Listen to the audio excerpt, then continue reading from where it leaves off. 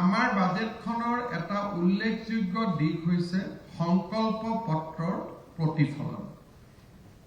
আমি সংকল্প পত্ৰত কৈছিলো যে ৰাজ্যত আমি 2 লাখ নতুন নিযুক্তিৰ ব্যৱস্থা কৰিম আৰু আমি এই নতুন নিযুক্তিৰ ব্যৱস্থাৰ কাৰণে আজি আমি বাজেটত উল্লেখ কৰিছো যে অকল খালী পদ পূৰণেই নহয়, আমি নতুনকৈ পদ সৃষ্টি কৰিও আমি ৰাজ্যৰ যুৱক যুৱতীৰ আশা আকাংক্ষা পূৰণৰ বাবে আমি কাম কৰিম।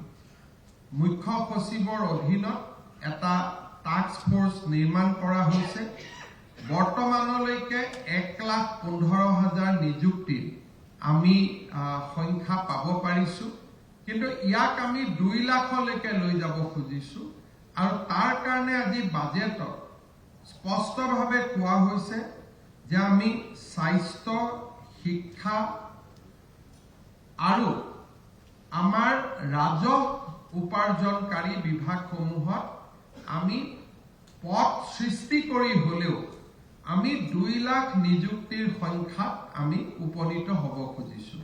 মোৰ বিশ্বাস যে আমি আমাৰ লক্ষ্যত উপনীত হ'ব পাৰিম আৰু বিত্ত মন্ত্ৰী ডাঙৰীয়াই আজি পুনৰ এবাৰ 2 লাখ নিযুক্তিৰ ক্ষেত্ৰত আমাৰ সংকল্পৰ কথা দোহাৰিছে।